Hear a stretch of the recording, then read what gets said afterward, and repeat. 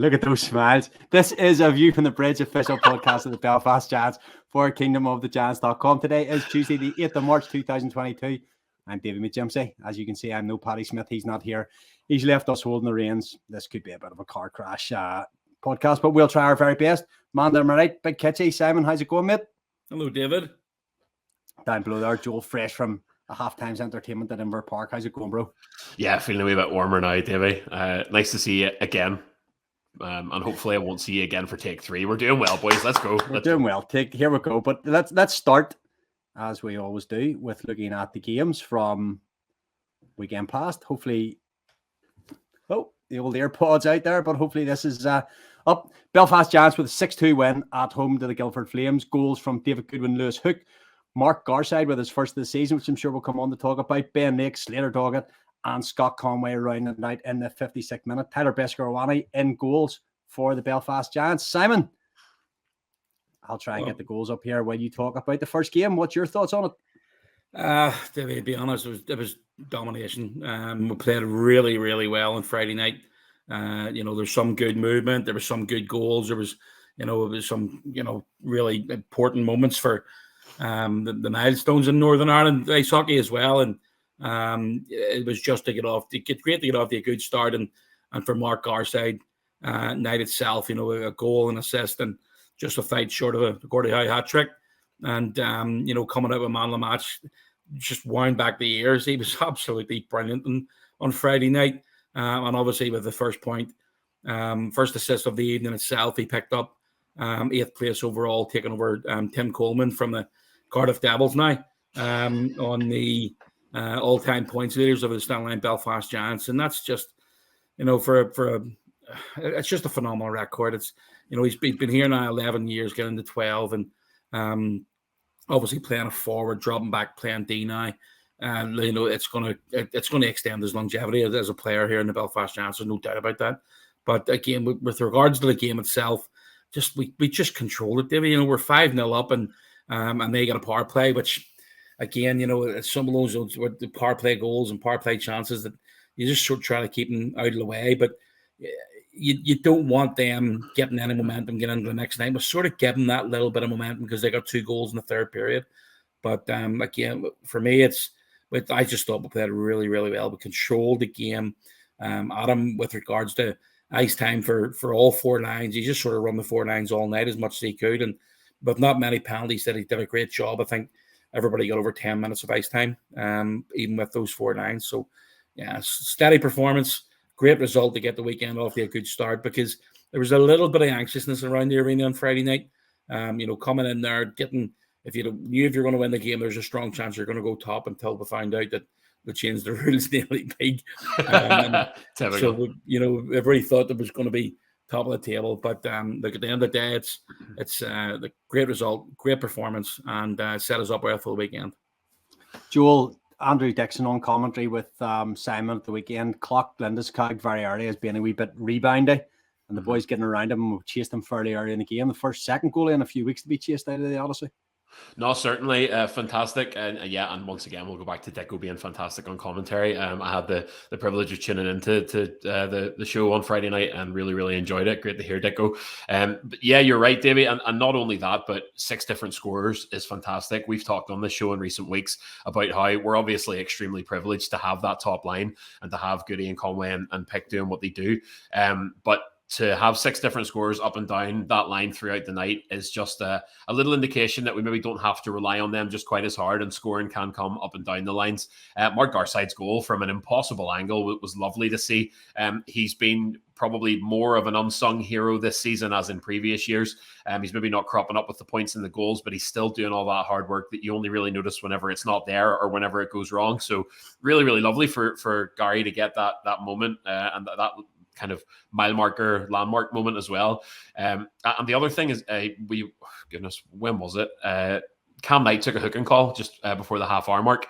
And once again, I'm going to keep banging this drum, but Sam Reup had 2 breakaways on that penalty kill. And I think he came close on both of them. So not only the kill providing offensive opportunities yet again, but also I think Sam Reup continuing to grow into his role in the Belfast Giants and continuing to contribute. I think Rupper's grown as a player over the kind of last month or two. Says anything else to add on Friday night's game before we move on? No, I think Joel's pretty much covered it there. As I say, it was just Linz could get pulled. Hughes came in for his first action for the Guildford Flames. Thought he did okay, actually. We were 4-0 up, but actually we went 5-0 up at one point. But we didn't seem in any danger of losing the game. It was all about the game management. 3 games in 3 nights, get the first one out of the way. Yeah. And Adam did a great job on the bench, as I say, with regards to timing and obviously giving the guys the chance and breath to play on for Saturday night on Sunday.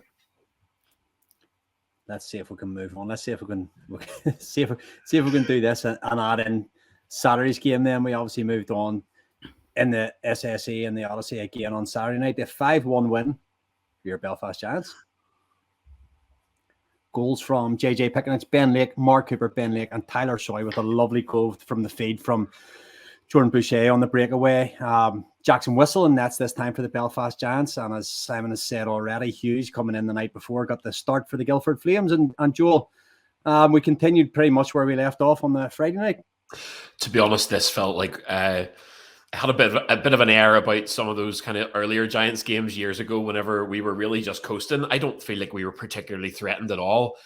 We seemed to dominate. The shot count was a little topsy-turvy in the arena. It had Guildford putting more saves on Wist than us putting on Hughes. It was that started Saturday, was it?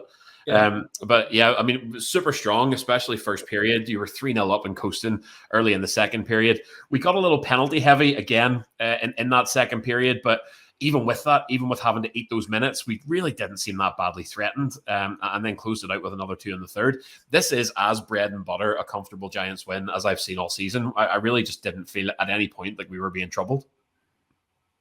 Simon?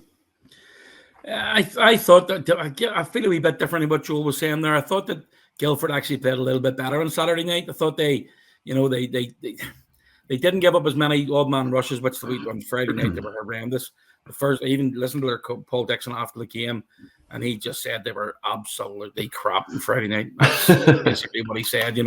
Without getting into massive detail, he was not happy with their display on Friday evening. But, again, we just did what we needed to do, Davey. It's, some really good performances again on Friday and Saturday. Just watching this goal from Boucher. What a pass right onto the tape for Sizz to tap home. And there was a couple of other opportunities during the night itself that, as I say, Darcy was getting regular ice time. Great for JJ to get his 32nd of the season, I think it is. A power play goal. They only got 1 power play goal. 5-on-5 at the minute. We're just really good, and hopefully that continues moving forward. That the second line on Saturday night seemed to take that step forward.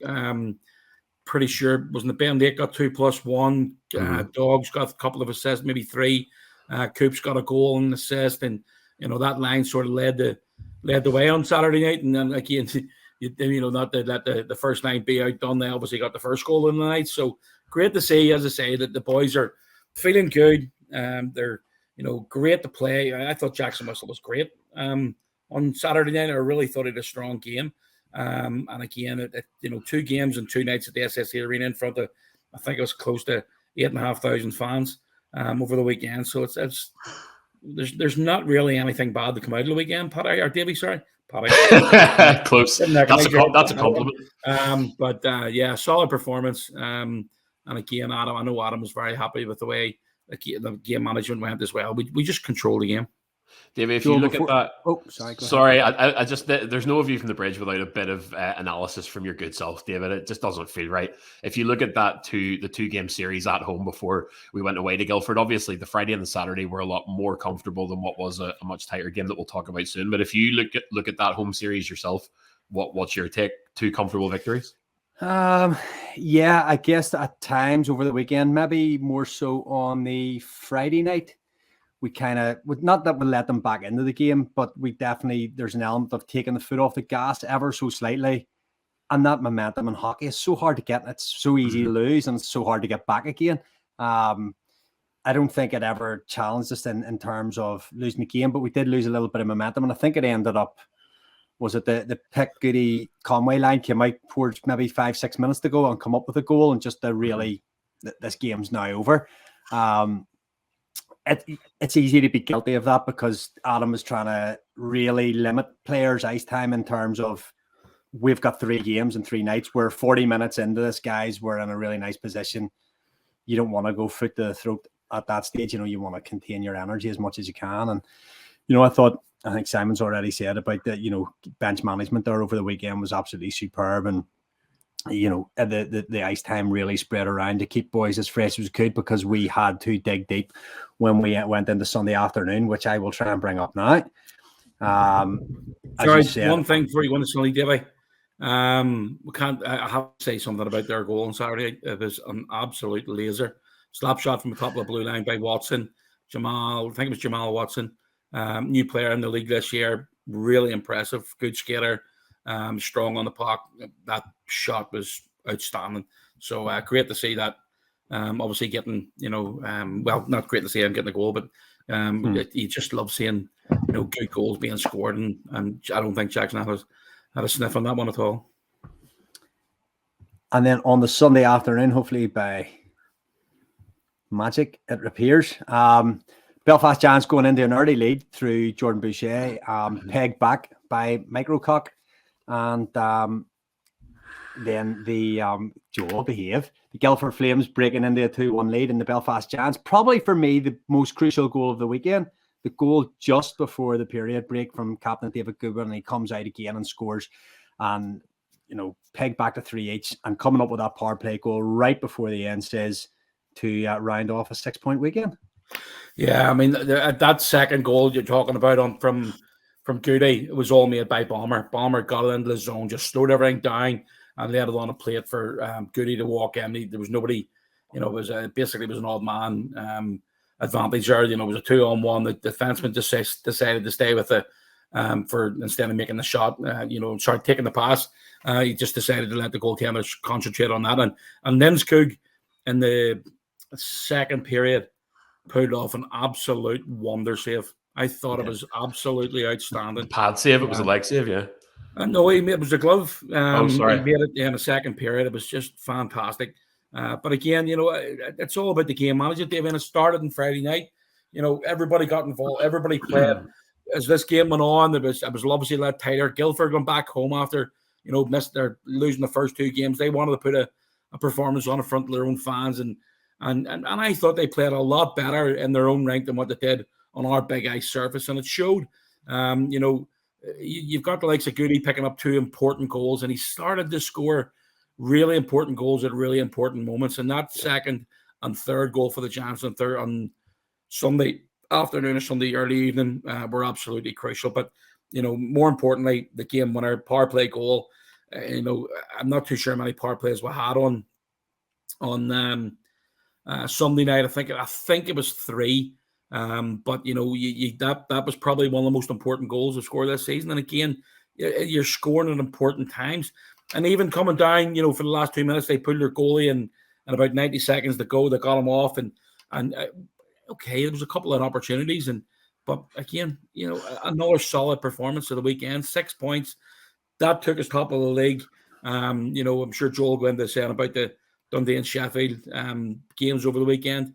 And it's one of them ones, Davey, but that we deserve to be where we are. That's, it's the hard work all season. A couple of hiccups at the start of the year, a couple of games that you maybe wanted back, and it might still come to that. But I thought we were really, really good this weekend, and it culminated in coming out with 6 points.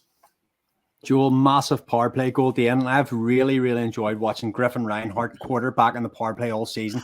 He gets point to point and covers that blue line. But Cam Knight over the last few weekends on the second power play line has been quarterback. The passes right and left at the top of the umbrella there at for the ultimately the winning goal. Really love to see it, as you would say. You do love to see that. It's I've obviously been continuing to harp on incessantly about our special teams over the past few weeks, but again, I believe anyway that this was another game where that that paid off. It's not only that, obviously Tyler Soy, a player, Davey, that you backed from right at the start of the season, backed that horse and he's come good. A real clutch moment. That's another turning point of a moment. I'm getting used to these Sundays just being unbelievably anxious, by the way. I feel like we're every Sunday is a blockbuster where I'm dancing around my kitchen swearing to myself, and that one was no different. Thank goodness we didn't have the overtime and penalties to deal with. But look, Simon said it, you much tighter game there. You're 3rd and 3. A perfect start with Jordan Boucher. That wrister from the right circle was a lovely goal to start us off. I did think that Guildford continued in the ascendancy after that. They equalised courtesy of a man you mentioned earlier, Michael Crowcook. And it was a character comeback from 2-1. Yes, Michael Crowcook. And it was a character comeback then from kind of 2-1 down in the second period. David Goodwin. But David Goodwin, obviously we had that power play at 2-1 down, which very quickly became a 4-on-4 with a really weird illegal equipment penalty that I hadn't seen, certainly in my time following the Giants. But Goody turned that 4-on-4 into an opportunity to manage to claw one back there. David Goodwin scoring big moments at the right time, being a captain, hauling the game onto his back. Obviously, Ian Waters tied it again seconds later because we don't do easy Sundays here in Belfast. But look, even at the end of the game, that defending at 6-on-5, to be able to send that puck north a couple of times, ice the game, ice any momentum, was just absolutely clutch. I thought this was a real character win. I don't even want to dare say what I'm thinking, but that's the character win of a team who does well. Does well. Excellent. What were you reading there, mate? You off somewhere different?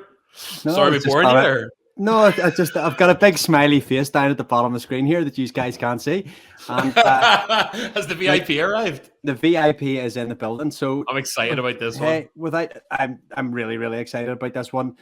We've covered the game, 6-point weekend. Really well managed from the boys there. When you think about 2 games for us at home and then traveling on the Sunday and having to come up with a big win, especially when results are going different ways in other arenas for you. So let's move on to the fan agenda, sponsored by Belfast Giants TV, and I had someone who been a fan of since 2003 or something when this guy came along. Since you're a wee boy. Since I was a wee boy, yes. Yes, Tony Graham Walton. Turn your phone round. Turn the iPod round. That's it. It's not an iPad. I had the phone because I'm not technically gifted. You're in good company, mate.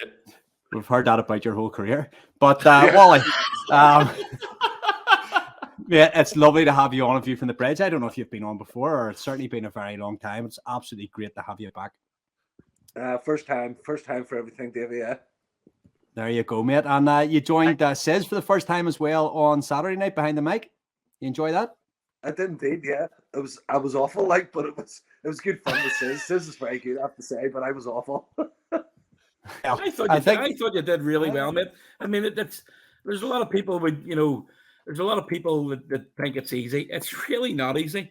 You're especially the first time you've got on and you're looking around and you're trying to basically. There's a lot of guys there that you don't know, and obviously you haven't watched that much hockey and don't know that many guys in the locker room anymore. So it takes a bit of a while to get used to it. So you're back on this weekend, so you'll be all right. Did I not tell you yet? Sorry. Well, okay. So you get absolutely grand here, Wally. Let's we did a series of interviews with players during COVID. We called it one-on-one, and I don't know why we just didn't call you up and do this with you. So we'll do a very, very short version of it.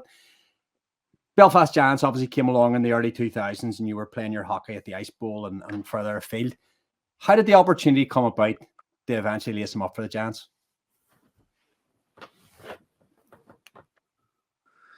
I was playing in Dumfries actually at the time. I played in Dumfries for a couple of years, and it was the time whenever the Giants more or less were going on there. And Rob Stewart got in contact with me and asked me would I be interested in signing for the Giants the following year. So it was obviously let's do this type of thing. But it all happened very quickly, to be honest, and that's really how it started. Can you remember opening night for you at the Odyssey?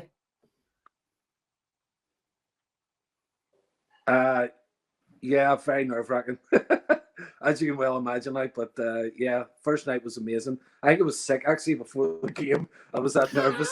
But yeah, it was. Not gonna lie, I think it did book a couple of times. I see. I was wondering whether he meant I felt queasy or you actually were just in the dressing room poking your guts. That's brilliant. And obviously, it came along at a I was time actually poking my guts in a cubicle. and it came along at a time where there was, as you say, a little bit of instability. ISL had collapsed, the EIHL had just started. Rob had came in as head coach for the Giants, and he brought in Chris, and he brought in Mark and Gareth and yourself, and it actually probably galvanized the support in terms of having those local guys all of a sudden in the roster. It could have went two ways for the Giants. That probably helped keep the crowds involved. Yeah, I think so. I think everyone was able to relate to people then, as in local players, British players, and I think that was a problem before. There was a lot of Canadians and everything, but no one really knew about local British. Local guys are British talent out there. And I think with the guys coming in, not just myself, but the likes of Mark and Gareth and Paul Sample and Lee Jemison, guys like that. I think being from Belfast, people relate to you then. You know what people are like. They're very proud of where they come from, and they're very proud of the people that do well. You know what I mean? So I think that helped the Giants in a way. Well, you look back at the first game. I want to just add on there a little bit. Who was your first defensive partner? Can't remember actually. I think it might have been Shane. Who, do you remember who was in the first shift with you? You've been out of this game too long. No. You're an absolute airhead. Like, do you know? Go on, Sizz. Who was it? No, I have no. What are you asking me? I was watching about a beer, man. I do know it wasn't me. The first game was just a blur. Going on, taking on the first season itself, you're getting, you're playing in front of your mum and dad every weekend, and you're playing with your mates. Davey just touched on it there. Mo and Chris McGemsey, Marty, you're playing with your mates. You're just, you guys more or less come through at the same time from the junior development, the whole way through as from a very young age. I mean, I've still got a photograph of you somewhere, standing with me when you were about 7 or 8 years of age. I'm on the ice at the Ice Bowl. But all these kids, I know you were leaning over the top pretty closely. I know, dead on. Might have to edit that out, you gimp. Sorry. Sizz will fix it. Yeah, but again, you look back at all those, all the lads that you played with and playing in front of your family and friends every weekend. It must have been absolutely brilliant. Oh, it was amazing. It's actually one of the highlights. It's what everyone dreams of. You grew up playing a sport, but you never actually think that you'll ever play for your hometown team in front of your family and friends, and to be able to play with your mates as well. It's like, it's just the pinnacle. It's what everyone wants to be able to do, and I'm lucky enough to be able to say I've done that. Yeah, well, it's I mean it when I say it. Like, I'm excited to have you on tonight. Like, whenever everybody growing up when they were kids, around kind of my age, you would have went to watch the Giants maybe once or twice a year in the early 2000s, whatever else. But I properly bit the bug in about 2010 or so. And it was that resonating with the local guys. It was guys like you and Gareth Roberts and whoever else we had at the time. Jordan Scott Brown, I think, played for a while that season as well. But it was seeing those local guys on the ice that really made me want to come back and see the boys. And you have, to be honest, you've been kind of, I'm fanboying Davey, I'm sorry. Pretty much my favorite player since I've been around the club. Still celebrate Wally's Day on the 12th of February every year. And if you weren't there, you missed out. But obviously you've had that decorated career in Belfast. You were the local boy that did it. How many games, Davey? 584. Oh, nice. In stereo. Obviously your number hangs from the rafters. You had the testimonial. You pretty much did it all. You lifted the league championship for your hometown team. How do you look back on it all? You're someone who takes everything very in stride. Does it feel kind of surreal now, a couple of years down the line, to look back and see what you did?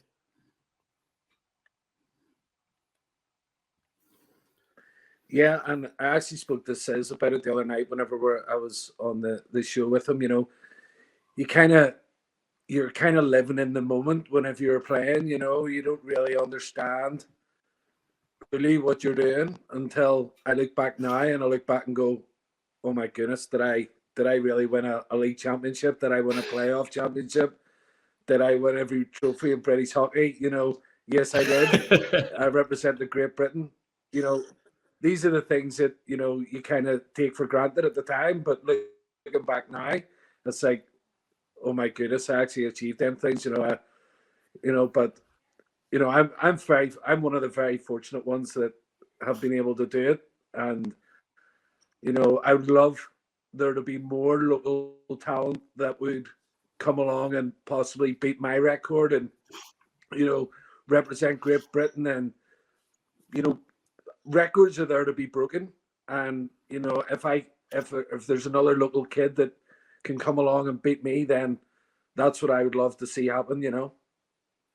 And there's so much sort of, I think, hope for the current crop that are coming up through. Obviously, the Hamill boys, you've got Kel Beattie, you've got Max Stewart. I'm not sure how much you've been around. Obviously, life moves on. I know you're a busy man at the best of times. But does it excite you to see those young guys? Especially Max Stewart, who you're bound to have known pretty much since he was in nappies, since he was a toddler running around the arena. It must excite you to see that next generation now begin to come through. Yeah, 100%. As you touched on there's some very talented kids there. Max Stewart, the two Hamill brothers, Kel Beattie. It's exciting. It's great for me to be able to sit back now and go, encouraging them. I was very fortunate. I had the likes of Sizz, that I kind of looked up to whenever I was a junior. True story, yeah. And I was very fortunate. I had talented guys that I kind of looked up to, and I wanted to be as good as them, and hopefully, like the likes of Mac and stuff, maybe don't look at me so much, but maybe the other guys, but there's the likes of Mo, and there's other people, Marty, and and hopefully we've inspired the other people, the other kids, the local kids, to be able to want to go on and achieve what we've done. I look back, you've said it there yourself, Wally. Won every trophy there was to win in British hockey. Started off with the Crossover Cup, if you remember that great night in the Odyssey. Won the Challenge Cup in your own backyard in the Ice Bowl, which is still a real massive highlight for me in terms of my jam watching days.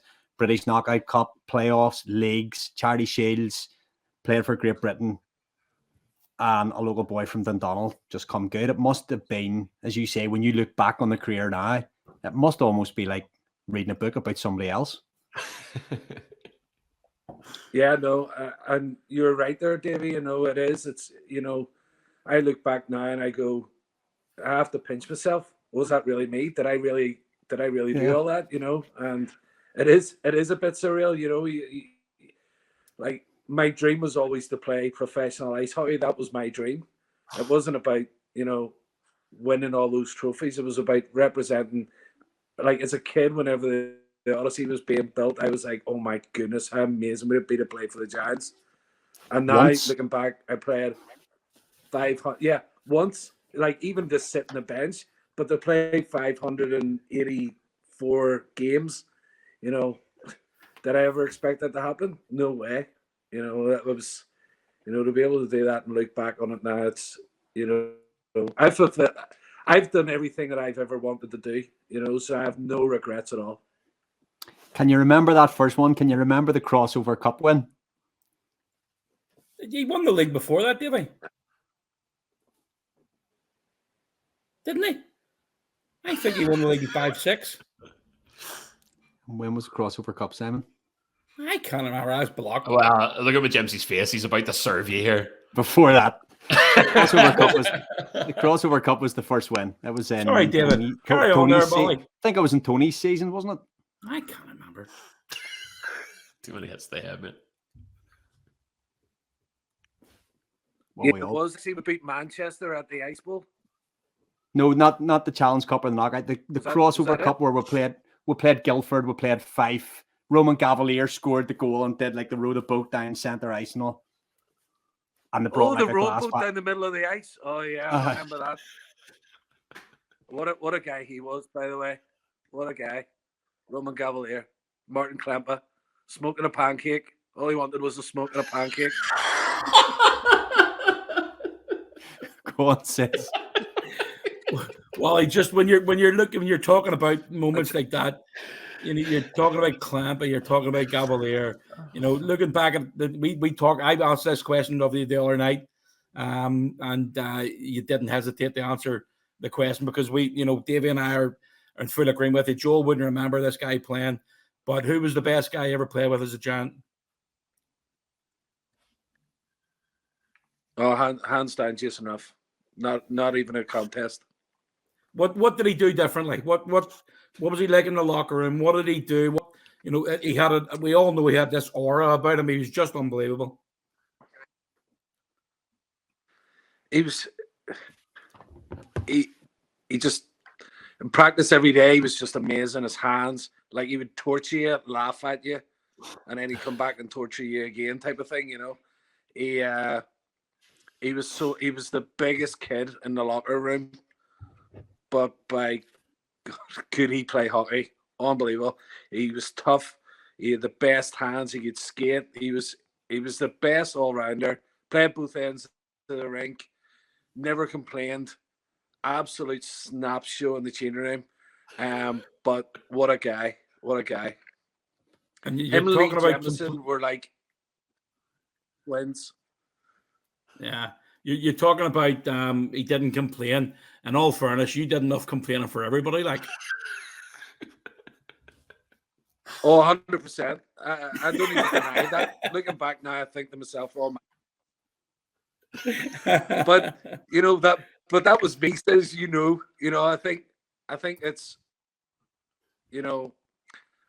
I complained, but it was more. It was the competitiveness in me. I wanted to win.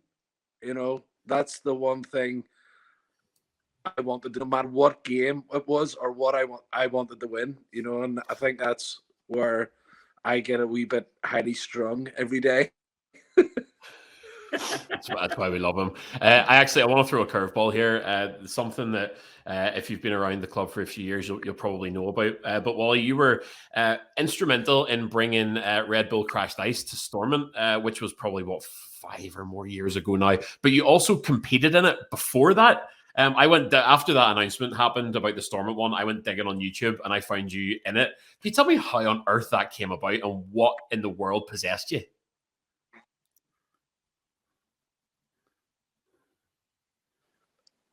Okay, so true story on this one. So Rob Stewart was asked by people to compete at it. Rob was playing for the Giants at the time, and he says, "Oh, I can't do that, but I know a guy that will do it." The guy from Red Bull, Kevin Carson, contacted me and said, "Graham, would you fancy doing Red Bull Christ Ice?" I was like, yeah, no problem. Never seen it before, didn't know what I was doing. He was like, "Yeah, it's 5 days away in Austria. Yeah, no problem. Klagenfurt. Yeah, you just skate down a hill and skates." Whenever I got there, it wasn't a hill, it was a ski slope. It was like, I was like, there's no way I'm doing this. But yeah, I managed to do it. I was there that night at the one at Stormont, and yeah, it was like nothing I'd ever seen before. I have no idea. I can barely glide forward on a flat surface on a pair of skates. Have no notion how those boys do it. What an absolutely ridiculous sport! But yeah, like it's for anybody who hasn't seen that, I think still that there's a video of you somewhere in the depths of YouTube competing in that. But it's one of the most incredible things I've ever seen. Sorry, I had to throw that curveball, Davey. I think Mo did it at the Ice Bowl. It didn't maybe just work out that great for him.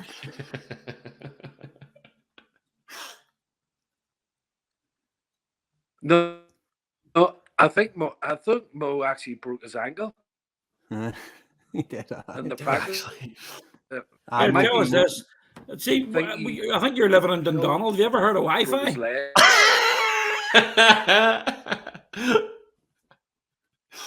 Oh, he's frozen.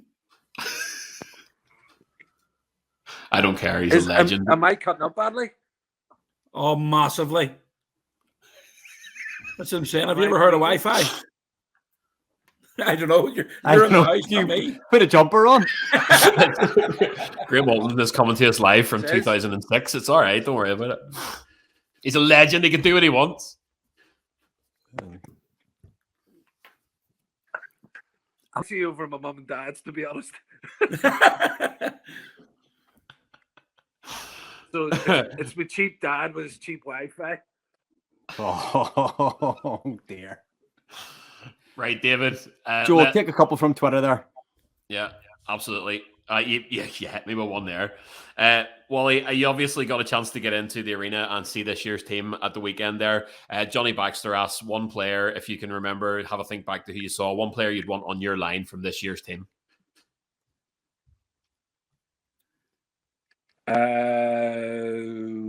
Conway. Scott Conway. That's a fairly common one. Teal Tripper, who always comes in with great questions. To be honest, sorry, go ahead. Sorry. I was also very impressed with Jeff Baum. I think I said it right. Yep, Bomber. I'm a big Jeff Baum fan. I think he does the simple things and the sort of the unsung things very, very well.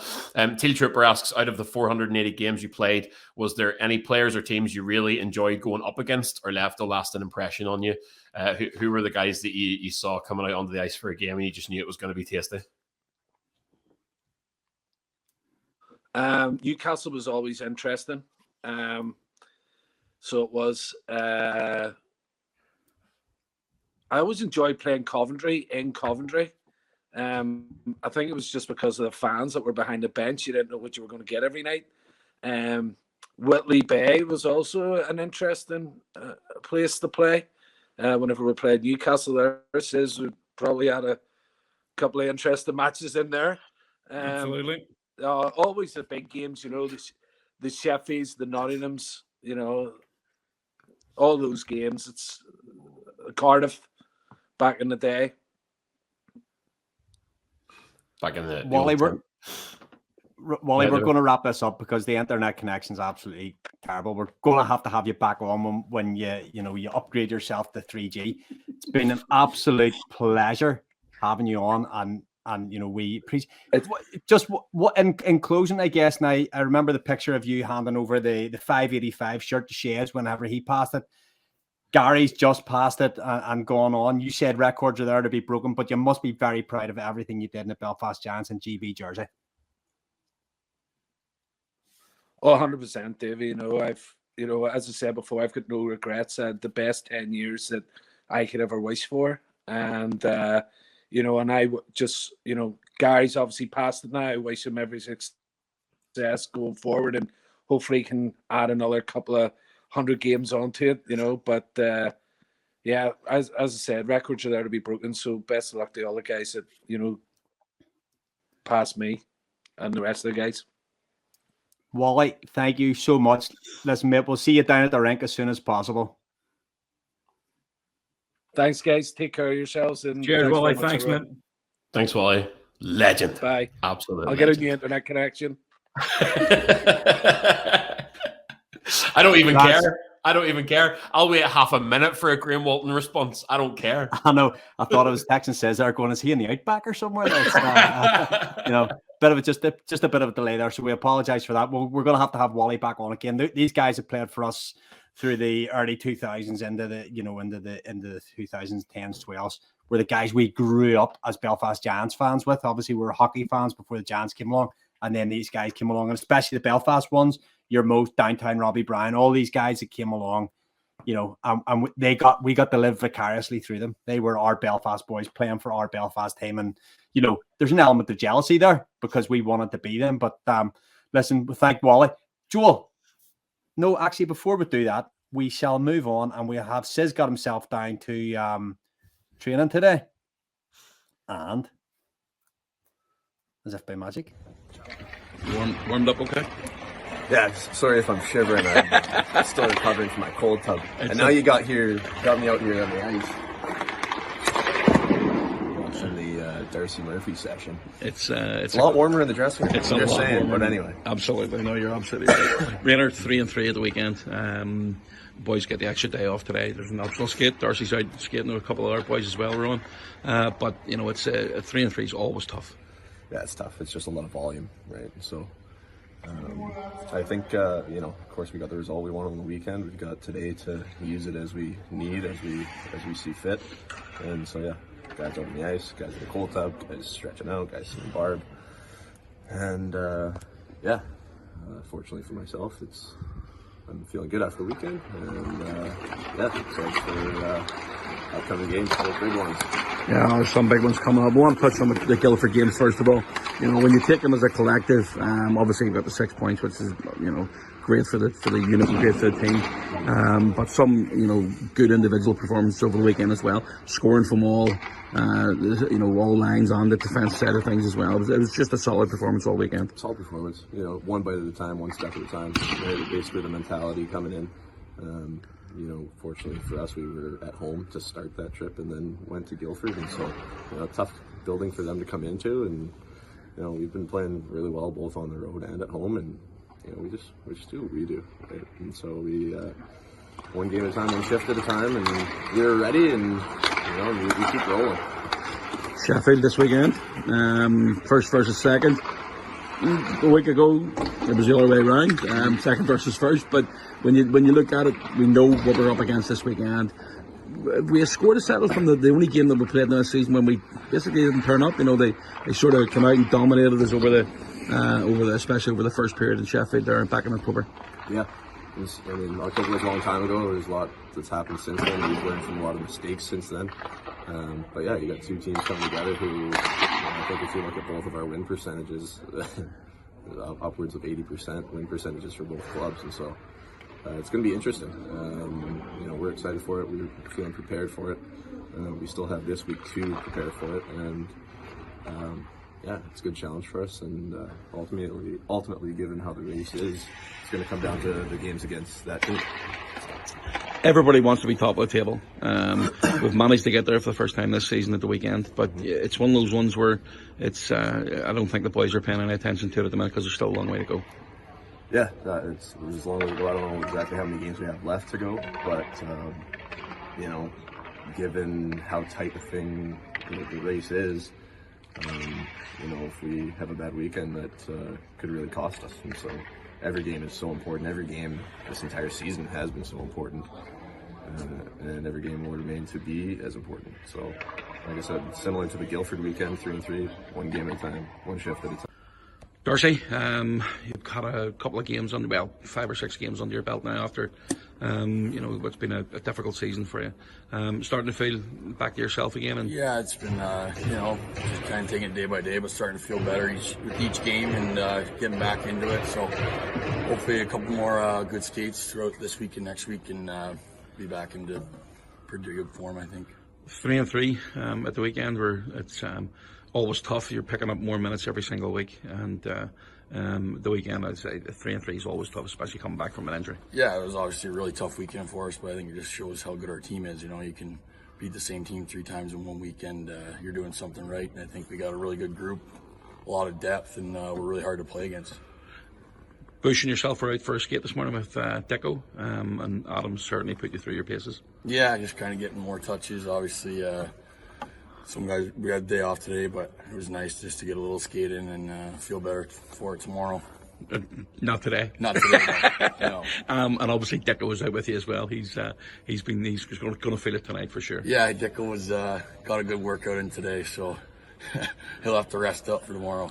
We're going to go down the stretch here very well. We're basically starting to go down the stretch now. Sheffield Steelers up this weekend, first versus second.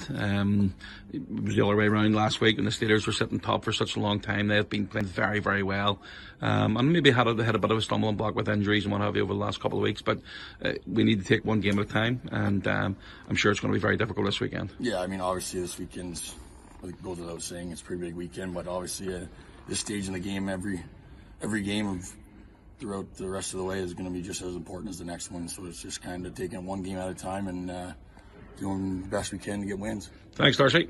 Cheers. Adam Keefe, Tuesday morning. after a 6-point weekend. I'm sure you're obviously it's an optional skate today, but I'm sure you're very happy with the performances and the results and obviously the points of the weekend. Yeah, it was huge for us. Obviously, we got some help out of town in terms of the standings, but we really focused on our job, and the guys did their job this weekend, so it was nice to see. We spoke to you after the game on Saturday night, so we got the review on Friday and Saturday. Obviously, Sunday's game away in Guildford, they came out flying. Obviously, they want to make up for losing the 4 points in the previous 2 games, but obviously again coming out with a 4-3 win, it's vital. Yeah, I thought the guys stuck with it. I think we didn't feel our best early on, but I thought by the third period, guys had found their legs, and it was a full team effort from then. And then obviously some very big timely goal scoring and huge special teams, so it was good. You've got an optional skate this morning, doing a couple of extra things with Darcy. I know obviously he's been he's missed a lot of time this year, but good to see him out there, and you're working him hard. Yeah, I think obviously on Sunday I didn't get them out there as much as I would have liked to, so it's important to get some touches here today and get some confidence for the weekend. Obviously a big weekend, and we need everybody. Talk us through your Michigan move right behind the net. Yeah, I was just trying to give Andy some confidence. There was too much snow on the blade here to be doing that, but any other time it was connecting. And just finally, Sheffield this weekend. Potentially 2 of the biggest games of the season, and I know you don't look ahead past the first one, but the Steelers beating us comfortably back in late October. I'm sure the boys have still got that in their mind. Yeah, I mean, we haven't seen them in a long time, and they're a much different team now, so obviously we got to review the tape, but like I said, our focus has been on us, and I think if we get the best of the Belfast Giants and everybody's pulling the rope, I'm confident we'll have some success this weekend. We want to try and fill the barn this weekend. It's going to be two big games in, and obviously looking forward to a cup final next week, but starting this weekend we need the fans to come out and support us. Yeah, it's huge. I mean, there's 6 men out there for us, and they provide that extra energy. I think anytime you see this building full, the atmosphere is electric, and that brings out the best in our players, and I know that firsthand. So obviously it's going to be a big weekend, a big week of hockey. Get down and support. We'll see you there. Thanks, Adam.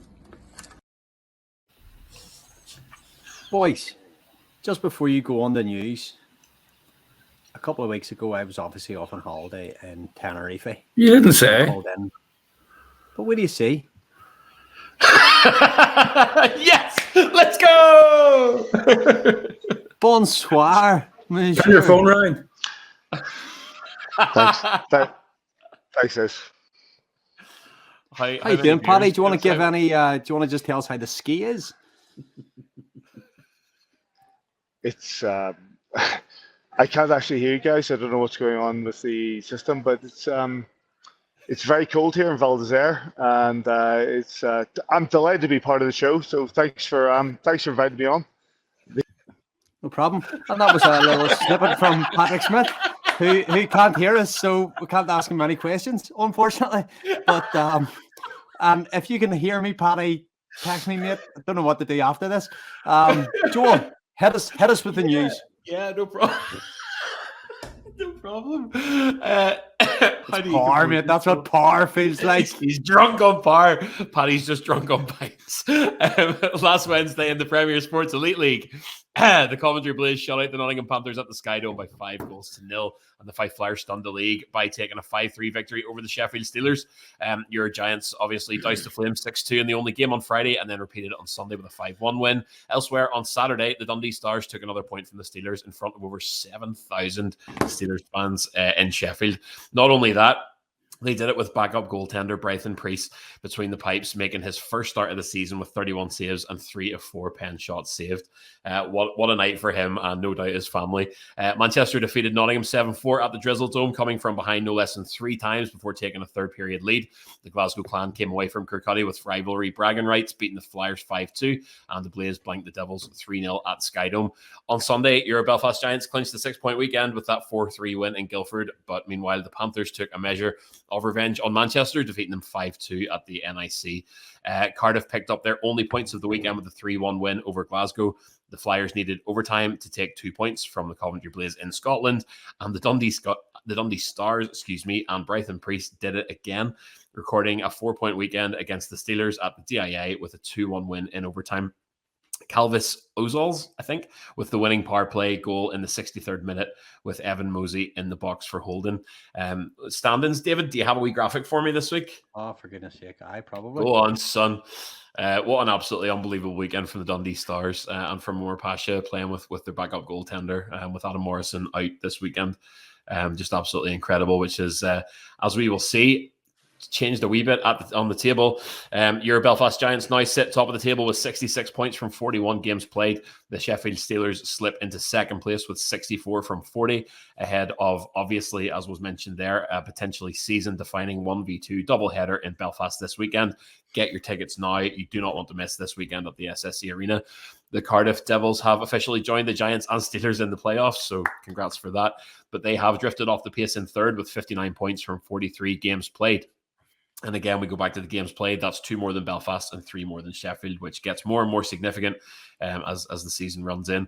Nottingham remain fourth with 42 points from 41 games, and the Glasgow Clan have narrowed the gap between fourth and fifth to 6 points with 36 from 37 games played. However, this table is unbelievable in the bottom half. Hot on their tails are the Coventry Blaze with 35 from 36, the Dundee Stars with 35 from 37, and the Guildford Flames, who you saw all weekend, with 34 from 40 games played. So just 2 points now separate fifth and eighth. There is a gap opening beneath that coveted eighth spot for playoff contention, as the Manchester Storm sit ninth with 29 points from 40 games, and the Flyers, to be fair to them now, have made some ground in the basement with 25 from 39 games played. What a season, boys. I'll look really briefly just at a couple of bits of news. The Continental Cup finals happened during the past week. EIHL referee Liam Sewell was selected to referee the finals this past weekend, which took place in Aalborg, Denmark. This year's final featured only 3 teams instead of the usual 4, as Belarusian side HK Gomel did not participate due to the current IIHF suspension of teams from Russia and Belarus. And you might remember your Belfast Giants defeating Gomel 5-0 at the Continental Cup in Belfast back in 2019. Polish side Cracovia Krakow overcame the hosts, the Aalborg Pirates, and Kazakhstan's Saryarka Karaganda, spent all afternoon practicing that, to take the 2022 title. Only other thing this weekend, bit of dops. Coventry Blaze head coach Danny Stewart was fined and suspended for 1 game following incidents in Coventry's game against the Steelers on the 27th of February. The EIHL's own disciplinary committee, which deals with issues that, quote, fall outside of the scope of the Department of Player Safety, took time to assess the reports from the game and came to its final decision on Wednesday morning. They did say that at that point they didn't feel it was appropriate to suspend a head coach on the morning his team had a game without prior warning. They played that Wednesday evening, and Stewart served his suspension on the 5th of March against Cardiff, which the Coventry Blaze won 3-0. And that is your news, not Patrick Smith, Davy McJimsey. Let's just keep pressing on, boys. 55 minutes. We could be on for a record here. Nice. This weekend, it really doesn't get any bigger than this. There's revenge in the air as well. We owe them, Sizz, from the first game that we played in Sheffield. Can't get too carried away with trying to settle scores, but just first shift, we've got to be right on it here this weekend. Yeah, I don't really like the word revenge, but you know what I mean? we've got a point to prove. That last game against them when we played in Sheffield, we weren't good enough. That's simple. I think there's a lot of guys that were very disappointed the way the game ended up, the score ended up, the performance. And I've listened to Kiefer and I listened to Rainer there in the interviews as well, and they pointed out as well. There's been a lot of hockey played since then. There's been a lot of changes in Sheffield. We don't know what lineup they're going to put out, but that's not get away from this, Davey. They're still going to be a good team. They've been solid all season. They've come up with points. They play right to the very end. It's one of them ones that you could probably count on one hand how many games that they've given up in this year, or they've been dominated. There's not very many, so it's going to be a very, very tough weekend. The Friday night game is going to be crucial. We played 3-3 last weekend. I know that our boys are going to be well up for this. I know that they're going to come out and we're going to come out flying, and it's one of them ones where we're hoping that we're going to get the right result on Friday night. But even look at the Dundee games against Sheffield last weekend. Sheffield still picked up 2 points because they went the overtime and they went to the shootout.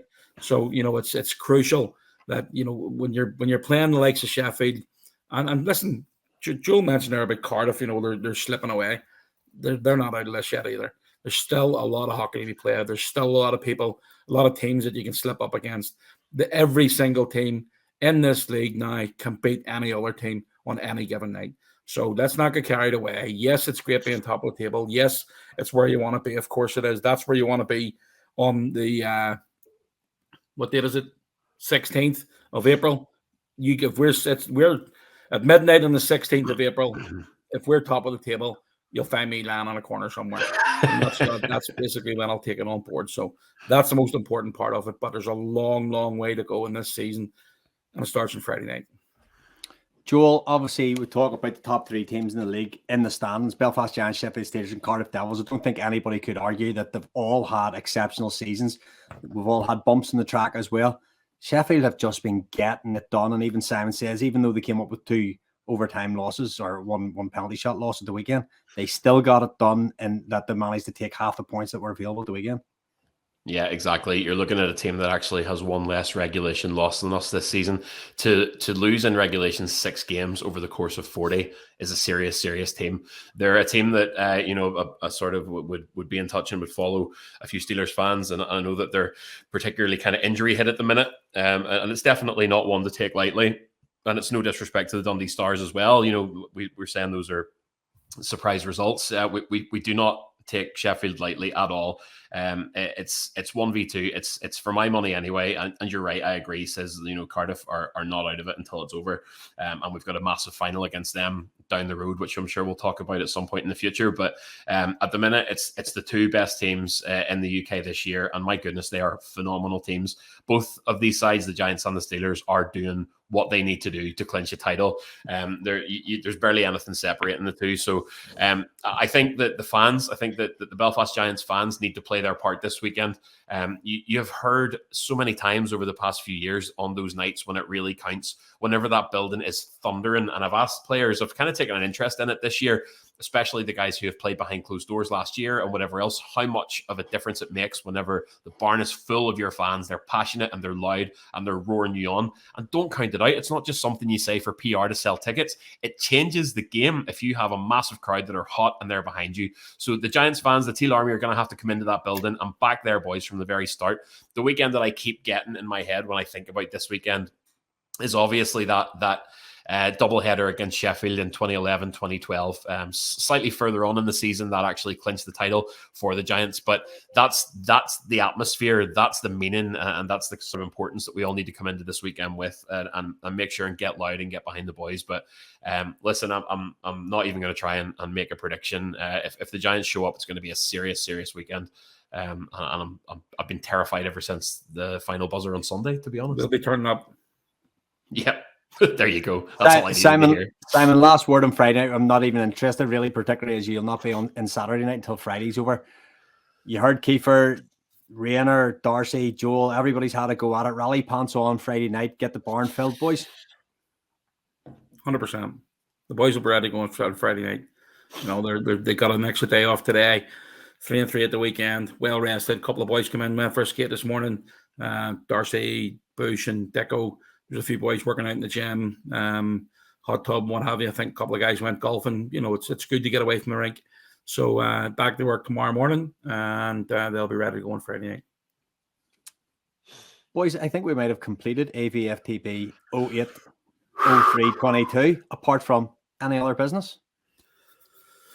You know what? Yeah, there's been a few people that have tested positive over the last couple of weeks, and I haven't really done anything about it because it's not going away, But for anybody that's feeling sick, and I know 1 or 2 people that have tested positive in the last few days, I hope you're okay. The one thing I can't reiterate enough, and I know it's happening, is that see if you test positive, please don't come to the rink. Don't come to the arena. There's people that are still coming to the arena when they test positive. We want you in the arena. We want you at every single game, but not when you're testing positive. You've got to keep yourself safe. You've got to keep everybody else safe. But it's imperative that if you test positive, please watch the webcast. Don't come to the rink and keep everybody else in mind. Yep. The only other thing is big happy birthday to Steve Thornton. I didn't catch his age, but he probably wouldn't want it announced anyway. But big happy birthday to Steve. A big part of the engine room of the Belfast Giants, and obviously a Giants legend in his own right. Really, really great guy, and a lot of good things to say about Steve. So I hope he's had a really, really good day. And that's all from me. Other Paddy. There we go, boys. We've made it through this Friday and Saturday night. If you can't get down to the SSE Arena, have a really, really good reason. But if you can't, you can tune in to Simon on Giants TV. Who are you with, Simon? I'm with Big Neil Russell on Friday night. Oh, formerly of this parish. TV's Neil Coach Russell. Got Neil Russell on Friday night, and at the minute I've got Graham Walton on Saturday, but there might be a wee issue there. So you're going to have to wait 45 seconds before he answers. Well, I might have to. So I'm sure Neil Russell will jump in on Saturday night if it's a real problem. He loves it. I'm sure he will. But listen, boys, first of all, thank you very much to Adam Keefe, to Kevin Rain, to Darcy Murphy, to the absolute legend that is Simon Kitchen, to Joel Neal, and of course to Graham Walton. Boys, thanks very much. We've done it. Well done, Davey, mate. Well done. You were panicking. Wherever you are this weekend, we hope you enjoy your hockey, and we'll catch you next time. What a view from the bridge.